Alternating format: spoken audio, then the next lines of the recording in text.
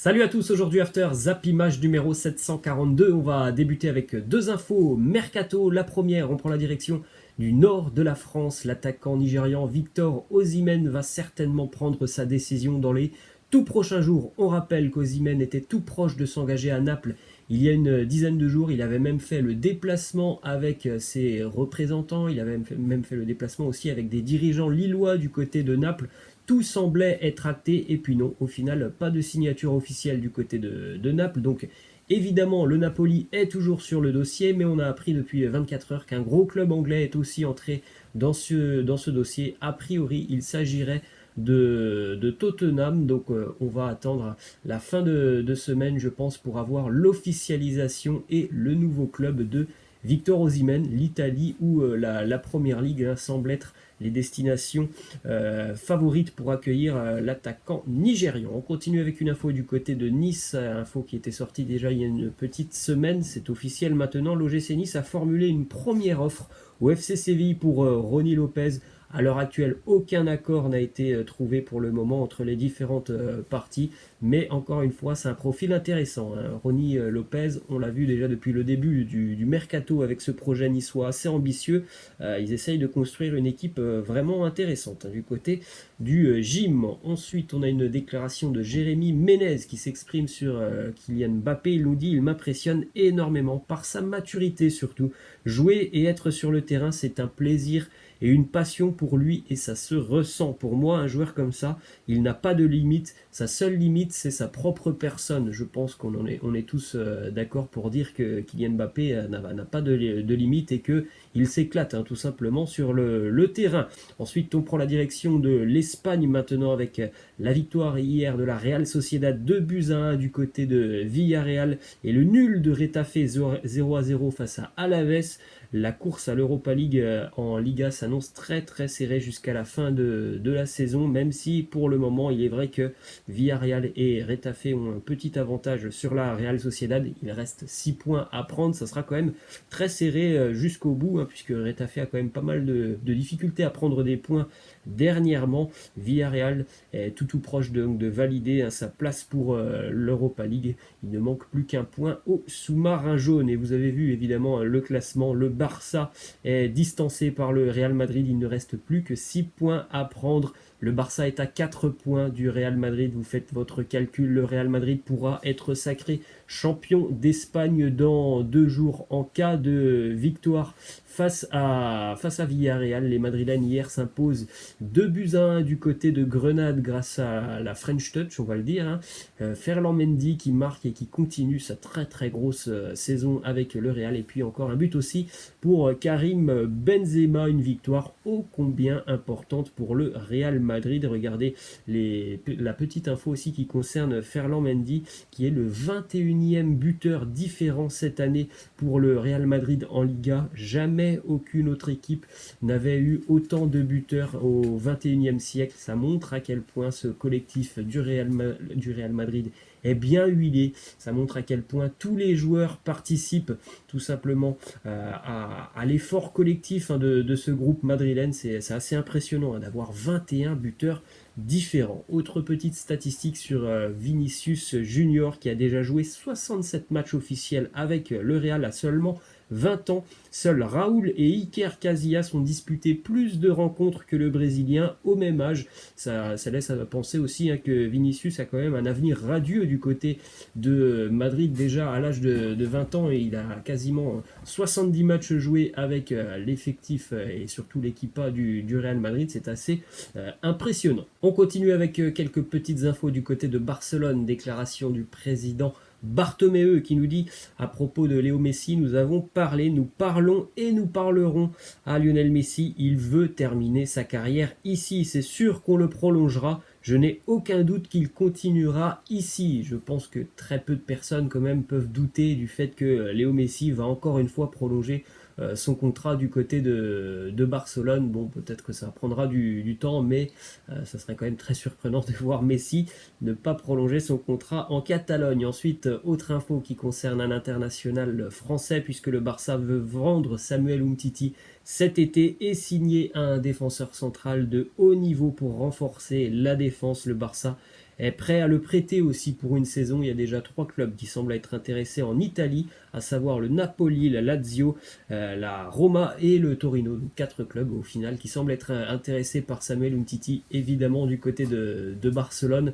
On n'a plus confiance, surtout on n'a plus confiance au physique de Samuel Umtiti, trop blessé ces dernières années depuis la Coupe du Monde 2018. Ce genou qui lui pose énormément de problèmes, le Barça ne peut pas en faire un cadre. Samuel Umtiti, il est trop souvent du côté de l'infirmerie. Ensuite, on a une déclaration de Manuel Pellegrini, le nouveau coach du Betis Séville, qui s'exprime à propos de Nabil Fekir. Il nous dit: il a montré sa qualité à presque chaque match cette saison. La performance des joueurs est étroitement liée à celle de l'équipe.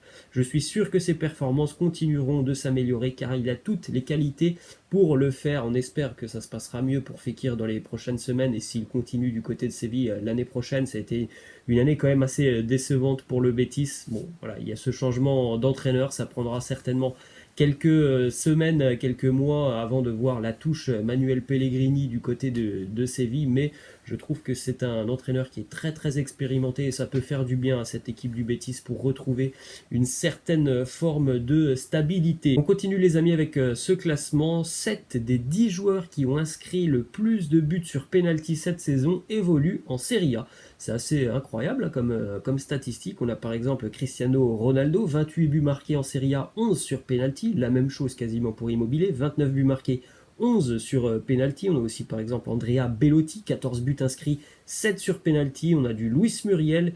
On a aussi des joueurs de Liga, Sergio Ramos, 6 pénaltys inscrits sur 10 buts cette année. Et pour Léo Messi, c'est 5 pénaltys inscrits cette saison sur les 22 buts qu'il a marqués. On continue avec cette info un petit peu insolite qui concerne Cristiano Junior, puisque les agents de Funchal ont lancé une enquête auprès de la sœur de Ronaldo, Elma. Elle a publié des images du fils de Cristiano, il a seulement 10 ans, Cristiano Junior.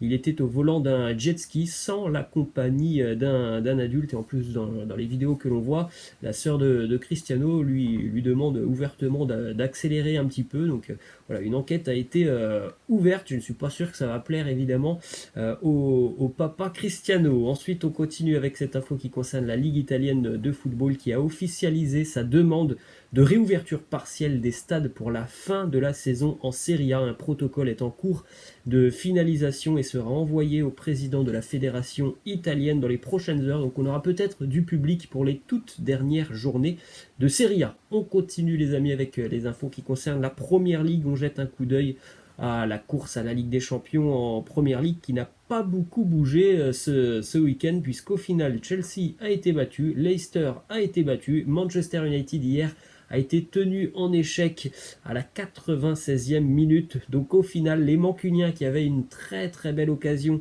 de prendre la 3e place, restent 5e en dehors des places qualificatives pour la Ligue des Champions, puisqu'on vient d'en parler. Manchester a concédé l'égalisation hier à la 96e minute face à Southampton, un but de Obafemi, alors qu'en première période c'est Rashford et Anthony Martial qui avaient marqué pour Manchester United. Petite statistique pour Bruno Fernandes, il n'a pas marqué hier, mais il a encore une fois délivré une passe décisive. Regardez les stats quand même assez incroyables depuis son arrivée avec les Red Devils. C'est 11 matchs, 7 buts, 7 passes décisives pour Bruno Fernandes, qui a fait une petite déclaration sur le meilleur moment depuis son arrivée à Manchester. Il nous dit: je pense qu'il n'est pas encore arrivé parce que je suis venu ici pour remporter des titres. Je pense qu'on en est proche. Il y a 2 titres pour lesquels on va se battre, la FA Cup et la Ligue Europa, en n'oubliant pas évidemment donc ces 2 dernières journées de Première Ligue où les Mancuniens sont tout proches tout simplement d'aller chercher la Ligue des Champions. En tout cas, bon, hier c'est un petit coup d'arrêt, mais Manchester est quand même bien lancé depuis la reprise du football pour aller chercher la Ligue des Champions. C'est pas 2 journées d'ailleurs, je crois qu'il va rester 3 journées en Première Ligue. On continue avec une déclaration de Paul Pogba. Il nous dit: vous pouvez dire que c'est une vraie équipe. Avant, nous étions parfois trop défensifs ou trop offensifs et nous n'avions pas cet équilibre. Maintenant, c'est le cas. Nous sommes plus structurés. Nous avons travaillé dur pour en arriver là. Bon, on peut parler déjà du retour de Pogba qui est plutôt pas mal avec Manchester. On peut parler aussi de l'apport indéniable de Bruno Fernandes. Il est vrai qu'on est en train de voir des signaux plutôt positifs du côté de Manchester United. Cette équipe est en train de prendre prendre fort. On continue avec les statistiques de Leicester depuis le redémarrage de la Première Ligue. C'est assez moyen du côté des Foxes. 6 matchs, seulement une victoire, 3 matchs nuls, 2 défaites. Ils avaient un petit matelas d'avance par rapport à Manchester avant le redémarrage de la Première Ligue. Ce n'est plus du tout le cas. Heureusement pour eux, Manchester a été tenu en échec, sinon Leicester ne serait plus dans le top 4. Ensuite, on poursuit avec une déclaration de Jürgen Klopp qui nous dit: après ma carrière, je vais retourner vivre en Allemagne, certainement à Mayence. Mon avenir à court terme, je vais rester 4 ans à Liverpool. Et puis après, je prendrai une année sabbatique pour ne rien faire. Donc voilà, les supporters des Reds, je pense, sont rassurés. Il sera encore là pendant quand même quelques années. Jürgen Klopp, on continue avec cette photo. Le 3e maillot du FC Porto a été officialisé hier. Ils sont toujours très très beaux, les maillots du FC Porto. Et on termine, les amis, avec cette question de fin. D'après les auditeurs d'RMC sur la radio, ils ont fait un mix des équipes de France 98 et 2018. Ils ont réalisé un 11. Vous l'avez sous les yeux. Laissez-moi en commentaire si vous êtes d'accord avec ce 11 ou si pour vous il manque quand même des joueurs. Voilà les amis, c'est la fin, je vous laisse et je vous dis à la prochaine. Ciao.